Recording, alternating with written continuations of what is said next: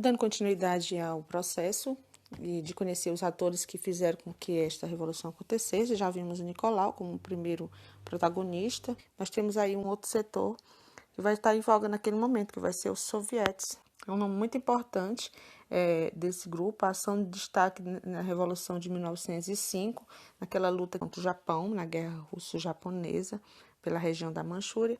Ele também vai se destacar muito bem durante esse processo revolucionário. Vai ser tão importante que vai receber o nome, depois que vocês vão analisar, porque é chamado de União das Repúblicas Soviéticas, vem justamente da participação dos sovietes. Então, soviete, a palavra russa significa conselho, eles deram origem a Assembleias Populares da Revolução de 1905. Eles foram responsáveis pela mobilização popular tanto nessa guerra contra o Japão, quanto em 1917. Os soviéticos vão ser esses líderes, soldados, que vão estar levando a Rússia na frente nessa batalha contra o absolutismo de Nicolau II, o czar da Rússia. Vamos agora analisar os acontecimentos da Revolução que ocorreu em 1905, para poder entender como foi que aconteceu até a Rússia chegar em 1917. Tiveram alguns fatores que fizeram com que isso acontecesse, como a perca da guerra contra o Japão. Isso fez com que a insatisfação popular fosse grande, fome e greves aumentassem ainda mais e o governo ficasse ainda com suas condições precárias em relação ao governo daquele lugar, devido ao povo ter passado por mais essa derrota humilhante. O Japão era altamente industrializado naquele período, né, disputando com uma Rússia feudal que não se preparou. Foi fácil perder, né? Foi fácil perder e o povo, com certeza, ficou humilhado diante dessa derrota. Outros grupos envolvidos com esse acontecimento da Revolução vai ser a burguesia. A burguesia que ela queria a abertura política na Rússia, visto que o Nicolaus ele governava com as mãos de ferro. E outros setores populares, eles também desejavam a participação, de pelo menos ter suas terras para poderem sobreviver. O outro grupo envolvido, como já falei, eram os sovietes, que eram os conselhos das assembleias populares, eram os líderes, e eles influenciaram vários políticos e influenciaram a ação popular. Como resultado de desses acontecimentos, houve várias represálias da parte do Nicolau II. Teve uma manifestação que ficou conhecida como Domingo Sangrento, que o povo queria reivindicar melhorias de vida. Era uma manifestação na frente do Palácio de Czar, em São Petersburgo. Eles queriam, com abaixo-assinado, reivindicar o direito de greve, melhor condição de vida, convocar uma Assembleia Constituinte, porque ela não tinha uma Constituição formada ainda, mas foi altamente reprimida pela Guarda Imperial, resultando na morte de centenas de pessoas que se manifestavam. Esses acontecimentos gerou uma onda de protestos e greves por dentro da Rússia, e se impulsionou a formação desses sovietes que ficaram cada vez mais fortalecidos.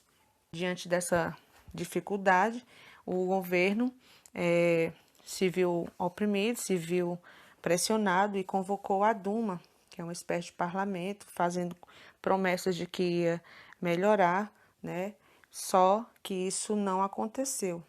Dentro dessa manifestação que o povo queria, a principal delas era a Constituição, que o poder ainda estava totalmente na mão do czar. Aí nós vamos perceber ao longo dos anos, da sequência da formação dessa Duma, como é que a Rússia estava se desenvolvendo. Depois de controlar a revolta popular e ter dito que ia conceder alguns dos benefícios, algumas das reivindicações, o czar seguiu governando sem nenhuma alteração. Só que depois ele foi gradualmente, começou a mandar as pessoas opositoras do seu governo para fora, para se exilar, porque não seria mais possível eles ficarem. Diante de toda essa crescente revolta que estava acontecendo desde 1905, vamos analisar agora, ano após ano, até a Primeira Guerra Mundial, qual foi o comportamento de Nicolau II.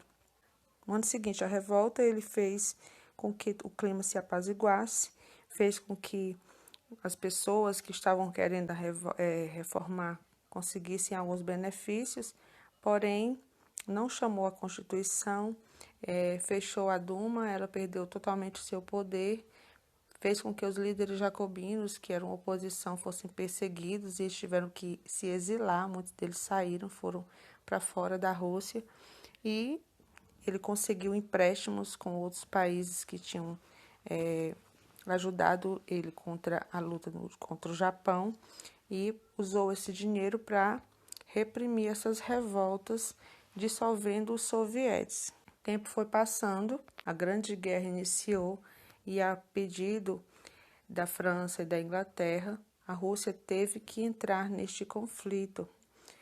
Como estava com um exército mal treinado, mal pago, mal alimentado, sofreu sucessivas derrotas contra a Alemanha. E nisso, o tempo foi passando, a guerra não acabou como eles previam no início, não acabou cedo, e foram só perdendo vidas. Em 1915, a situação se agravava durante a guerra. Em 1916, a população passava fome, os soldados começavam a desertar. Nesse momento, Nicolau II já via que era impossível continuar governando. A opinião pública se manifestava em ondas de protestos e passeatas, acreditando que o maior culpado por todo o sofrimento dos russos era o governo do czar. Greve dos trabalhadores pararam a cidade de São Petersburgo, recebendo o apoio agora com a parcela do exército, que agora não obedecia mais às ordens do Nicolau II. E em 1917, a situação se agravou após o povo russo ter perdido mais de 3 milhões de soldados que estavam morrendo em frente de batalha, 2 milhões por ter deixou a guerra devido a ferimentos, e outros tantos que foram obrigados a estarem nessa guerra. A insatisfação popular foi muito incontrolável e Czar abdicou, Czar saiu com a manifestação das pessoas. Dentro da Rússia existiam vários partidos políticos. Tinham os cadetes, era um dos que eram muito influentes, ele era formado exclusivo pela burguesia, porém, a favor dessa revolução, tinha o Partido Operário Social Democrata Russo. Na metade desse século, ele vai se dividir em dois, porque vem a maneira de colocar o socialismo de formas diferentes. Vai ser dividido entre bolcheviques e mencheviques. Antes de começar a falar sobre essa divisão desse partido, nós vamos precisar entender como era a visão que eles tinham, segundo Karl Marx, do socialismo científico. A Rússia, desde 1917, ainda era totalmente rural, a exploração de mão de obra era grande e o poder estava centralizado no czar. Então, para o socialismo científico, primeiro ele deveria passar do feudalismo para o capitalismo, que era uma fase de transição, onde era conseguido vários recursos, privilégios de origem feudal, iriam se transformar agora em verbas, em acúmulos de riqueza, para depois essas propriedades privadas serem colocadas na mão do Estado. Isso por meio da divisão e implantação de um proletariado. Segundo esse pensamento de Karl Marx, o fim dessa propriedade privada ia ser agora ao passo que o Estado queria tomar conta de todos os bens conquistados durante essa fase do capitalismo.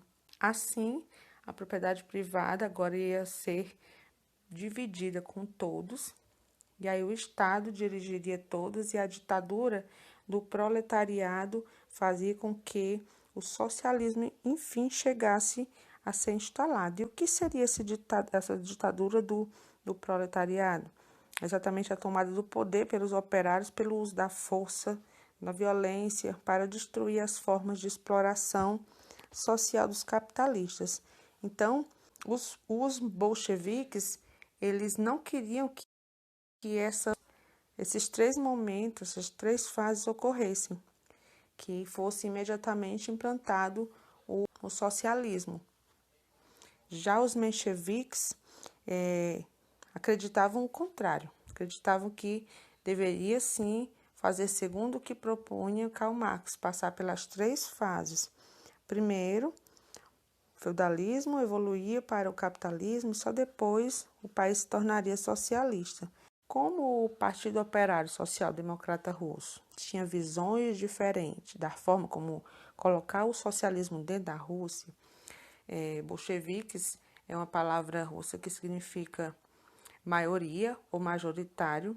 Eles defendiam que deveria ser implantado imediatamente, fazendo uma aliança com os operários e imediatamente todos os meios de produção passassem a ser de propriedade do Estado e assim implantaria a ditadura do proletariado. Já os mencheviques, pelo contrário, a palavra significa minoria, eles queriam que fosse feito todo aquele processo, ou seja, houvesse uma revolução burguesa para conseguir a implantação do socialismo, que obedecessem aquelas regras que Marx estava prevendo, desde o século XX.